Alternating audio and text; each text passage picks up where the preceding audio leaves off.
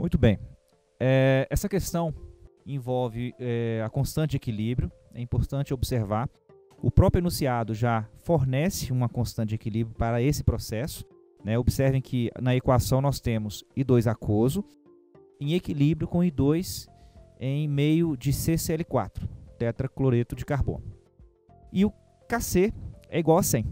Nós temos que lembrar, né, para resolver essa questão, que a constante de equilíbrio relaciona a concentração molar do produto elevado ao seu número de mol dividido pela concentração molar do reagente elevado ao seu respectivo número de mol.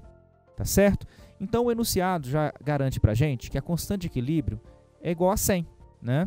E em nenhum momento fala da mudança de temperatura. Então a constante de equilíbrio vai ser sempre a mesma quando a temperatura for mantida constante. Tá certo? Qual a importância disso? Observe que no enunciado também é dada a concentração molar inicial, né, do I2 em solução aquosa e do I2 em CCl4. Né?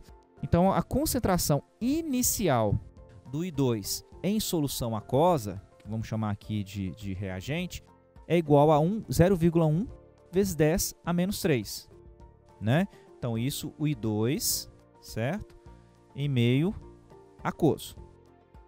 Enquanto que a concentração molar inicial, não em equilíbrio, para o I2 em tetracloreto, equivale a 1 vezes 10 a menos 3. Né? Então, o I2 dissolvido em CCl4. Observem que a constante de equilíbrio tem o seu valor já definido, igual a 100. Entretanto, né, ao dividirmos aqui 1 por 0,1, achamos um resultado igual a 10. Então isso mostra que, como o próprio enunciado já garantiu, é uma situação inicial, o equilíbrio não foi atingido. Com o passar do tempo, né, essa constante vai ser atingida, o equilíbrio vai ser atingido. Mas para isso, o que nós temos que observar aqui, até pensando numa relação matemática? A concentração de I2 em meio aquoso tem que diminuir e, simultaneamente, temos o aumento da concentração de I2 em tetracloreto.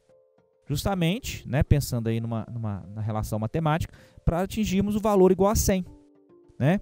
Então, antes mesmo de passarmos pelas opções, né, sabemos que, do ponto de vista, partindo do início até o equilíbrio, a concentração de iodo em tetracloreto vai aumentar e de iodo em água vai diminuir. Né? Então, vamos lá. Letra A.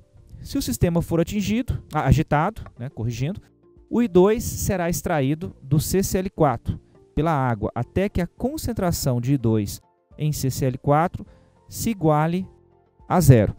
O que não é verdade. Né? A agitação não vai fazer o I2 ser extraído do CCl4. Na verdade, vai ocorrer inclusive o contrário.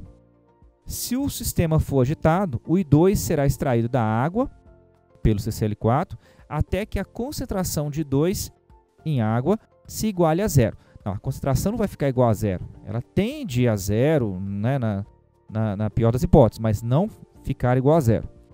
Letra C.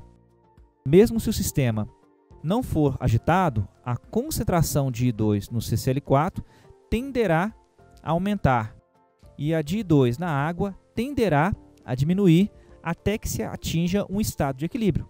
Correto, né? E isso, inclusive, já confirmando aí a constante de equilíbrio igual a 100, né? Tal como mostrei aqui, partindo dos valores. Né? Letra D. Mesmo se o sistema não for agitado, a concentração de I2 na água tenderá a aumentar e a de I2 no CCl4 tenderá a diminuir. Não é verdade. Vimos aqui que vai ocorrer o inverso. Quer o sistema seja agitado ou não, ele já se encontra em equilíbrio e não haverá mudanças nas concentrações de I2 nas duas fases, o que não tem o menor cabimento. O próprio enunciado já garantiu que, né, essas concentrações são iniciais e que o equilíbrio vai ser atingido, né? Ele não foi atingido. Portanto, temos como resposta, né, a letra C. Mesmo se o sistema não for agitado, a concentração de I2 no CCl4 tenderá a aumentar e de I2 na água tenderá a diminuir até que se atinja um estado de equilíbrio.